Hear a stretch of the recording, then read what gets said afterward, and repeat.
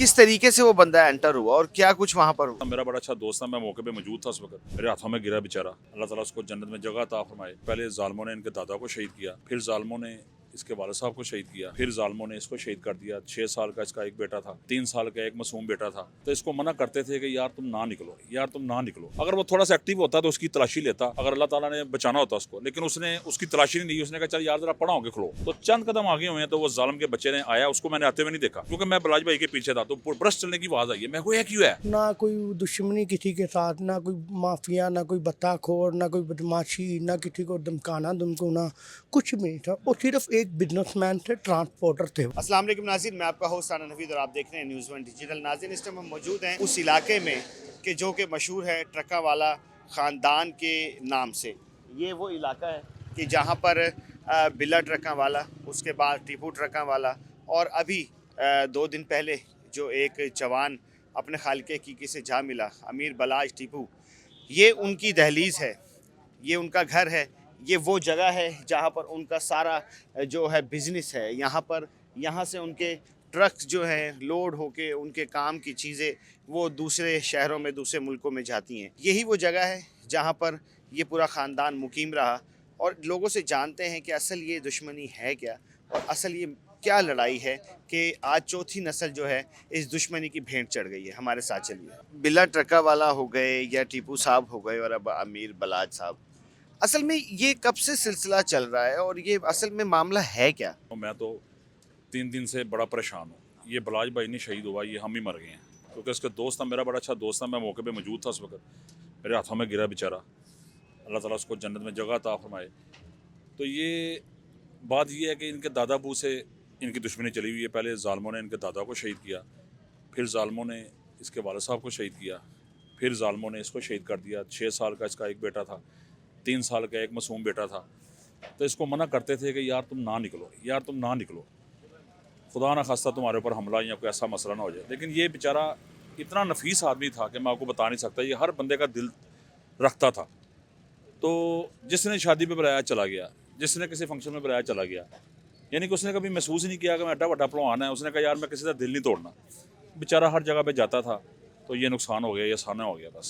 उस दिन आप कह रहे हैं आप मौजूद थे, वक्त में आप वहाँ पर साथ थे, किस तरीके से वो बंदा एंटर हुआ और क्या कुछ वहाँ पर हुआ? ये शकील बार साहब हैं, हमारे दोस्त हैं, वो सब इंस्पेक्टर हैं CIA में, वो और मलिक हसान साहब हमारे बड़े हैं, मोहसन है हमारे, वो और बलाज भाई बैठे हुए थे। और आगे ये जो मेन वाली कुर्सी है, इधर मैं बैठा हुआ था। जिधर मैं बैठा हुआ था ना, ये मेरे कुर्सी के पीछे खड़ा होके तो ये सबज चाय पी रहा था। जब मैंने इसको देखा है तो मुझे इसकी शक्ल से अंदाज़ा हुआ है कि ये कातिल टाइप का बंदा लग रहा है। तो मैंने, ये मेरा साथ लड़का होता है पठान, मैंने खान साहब को कहा इसको चेक करो। खान साहब ने बलाज भाई के गनमैन है एक जिसका नाम है मानी, जो कि मैंने ये हकीकत बता दी है कल मसहब भाई को, उसके भाई को। उसको कहा, उसने जाके इससे पूछा कि तुम कौन हो? उसने कहा जी मैं किसी आमर भट्ट के नाम के शख्स के साथ आया हूँ, वो गायब हो गया है, तो अब मैं ना खाना खा रहा हूँ, गरीब आदमी हूँ। वो उस बस अल्लाह की तरफ से अगर बड़ी होती तो वो उसकी तलाशी ले लेता। उसने उसके ऊपर तरस खा के उसको खाना खाने दिया और उसको छोड़ दिया। अगर वो थोड़ा सा एक्टिव होता तो उसकी तलाशी लेता, अगर अल्लाह ताला ने बचाना होता उसको, लेकिन उसने उसकी तलाशी नहीं दी। उसने कहा चल यार जरा पड़ा होके खड़ो। तो जैसे ही वो पीछे होके खड़ा हुआ है, एक चांस अल्लाह ताला ने दिया था, अगर वो उसको उसने ज़िंदा रहना होता बलाज शहीद ने, तो बचना, अल्लाह ताला ने उसका बचना लिखा होता तो उसकी तलाशी ले लेता। उसने तलाशी नहीं दी, बस उसको पीछे कर दिया कि पीछे होके खा बेटा। बाबा था ये तकरीबन 50-60 उम्र का, 60 साल की उम्र का, काली दाढ़ी थी। जब वो पीछे हो गया तो ये रिलैक्स होकर ये भी खाना खाना शुरू हो गया। उसके बाद हम उठे हैं तो स्टेज पे दूल्हे के भाई के साथ तस्वीरें उतर रही हैं।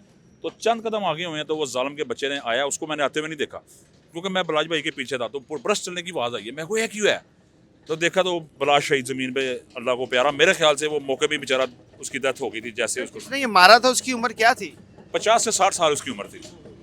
यानी कि वो भी अपने सर पे कफन बांध के आया। कफन बांध के वो खुद ने आया हुआ था और मेरे ख्याल से बैकअप था पीछे कि अगर इसको बलाज के गनमैन नहीं मारेंगे तुम लोगों ने मारना है, जिंदा नहीं छोड़ना इसको। सर, ये जो नामजद जो हुए हैं तीफी भट्ट और गोगी भट्ट साहब का नाम, इन्हीं का नाम बिल्ला ट्रका वाला के लिए भी, टीपू के लिए भी आया है, तो सर इनकी क्या रंजिश है? रंजिश ये है कि पहलवानी की, बस कैसी पहलवान है वो कि पहलवान है। ये तो शुरू से जद्दी पेदी पहलवान है, सारा शहर जानता है। पैसे हर चीज़ अल्लाह पाक ने उनको दी हुई है, किसी चीज़ की इनको कमी नहीं है। कोई शालमी में या लाहौर में कोई साबित कर दे कि उन्होंने किसी से 1 रुपया बता लिया हुआ है या 1 रुपया किसी की नजायज़ जगह पर कब्जा किया हुआ है या कोई ऐसा काम किया हुआ है, तो ये सारा बाजार सुन रहा है। मैं अपनी चौंक में खड़ी होकर अपनी मुझसे मनवा लूँगा।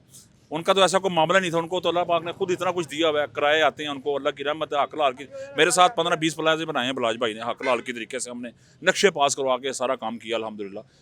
कोई साबित कर दे कि उन्होंने कोई नजायज़ फरोशी की है। सर जाते जाते कोई दो अल्फाज जो बालाज भाई ने आपसे कहे हों या अपने किसी करीबी से कहे हों इस वकूए से 2 लम्हे पहले? इस वकूए से 2 लम्हे पहले बस उसने मुझे कहा मलक जी या तो वापसी तो अड्डे से चलना है, कब शाम मारेंगे। बस मैंने कहा ठीक है जी चलो। नाज़रीन, मलक साहब की आंखों में आंसू हैं और जाहिर है जब बंदा करीब रहा हो और जब साथ रहा हो तो बिल्कुल वो रंजीदा भी होता है, और वो लोग कि जो अपने बहुत ज़्यादा करीब हों जब वो चले जाते हैं तो फिर तकलीफ भी होती है। जाहिर है कि अब चौथी पीढ़ी जो है इस रंजिश की भेंट चढ़ गई है, बिल्ला साहब से ये चलता आ रहा है। तो क्या समझते हैं कि ये किस चीज़ की लड़ाई थी? अना की थी, पावर की थी, किस चीज़ की लड़ाई थी जो आज? लड़ाई किसी चीज़ नहीं थी। जो सा मीर बिलाल साहब थे वो सर बेसिकली लड़ते नहीं थे किसी से, ना कोई दुश्मनी किसी के साथ, ना कोई माफिया, ना कोई बत्ताखोर, ना कोई बदमाशी, ना किसी को धमकाना धमकाना, कुछ भी नहीं था। वो सिर्फ एक बिजनेसमैन थे, ट्रांसपोर्टर थे वो, ठीक है ना। अपने दादा परदादा के टाइम थे वो ट्रांसपोर्टर हैं भाईजान, ठीक है ना।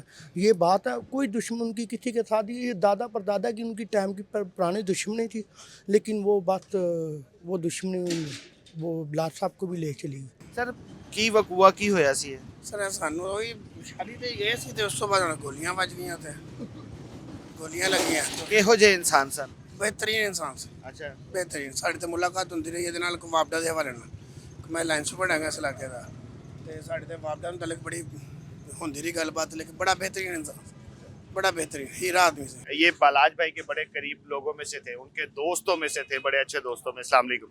जी वालेकुम सलाम। सर ये चौथी पीढ़ी के साथ ये मसला हो गया, कुछ बताएंगे कि ये पीछे से लड़ाई है क्या असल? पीछे का मुझे इल्म नहीं है, ना मैं बता सकता हूँ, लेकिन जो ये बलाज भाई थे ना, जो सबसे अच्छी बात थी इनका जो अखलाक था ना, ये हर बंदे को अपनी तरफ खींच लेते थे। और इतने अच्छे आदमी मेरे ख्याल से मैंने अपनी लाइफ में ऐसा बंदा नहीं देखा। हर वक्त इसके चेहरे पर मुस्कुराहट थी और बड़े ही लोगों के साथ जो भी उसके पास आ जाता था उसके साथ ताउन। बल्कि ये बलाज दुनिया से नहीं गया, हज़ारों घर जो है ना वो दुनिया से गए हैं जिनकी वो हेल्प किया करते थे। यानी कि वो सारा कुछ जो था वो राज में था। वो राज में था। बल्कि बलाज भाई जो थे ना, वो उनकी सोच थी कि यार मैं भी आम इंसानों की तरह ज़िंदगी गुजारूं, ये दुश्मनी में कोई चीज़ नहीं है, ये मार धाड़, हर वक्त बंदे टेंशन में रहना, वो आम जिंदगी आम लोगों की तरह ज़िंदगी गुजारना चाहते थे। जब लास्ट टाइम आपकी जब उनसे मुलाकात हुई तो कुछ ऐसा उन्होंने कहा हो जो आज समझ आता हो कि यार वो बंदा इस वजह से ऐसा कह रहा था? क्या बताएं उसके बारे में, वो दिल में रह गई हैं सारी बातें। बड़ा अच्छा इंसान था, ये हीरा एक चला गया दुनिया से। उसकी सोच ये थी कि ये जो दुश्मनी का दरवाज़ा है ना, देखिए पूरे लाहौर की सुलह करवा के आपस में सब अपने अपने घरों में बैठ गए, और ये भी बड़े आराम से बैठ गया था। लेकिन दुनिया की नज़र खा गई इसको, इस बंदे को नज़र खा गई, और कुछ भी नहीं था, ना किसी के बारे में इसने गलत सोचता था और ना कभी सोचा था।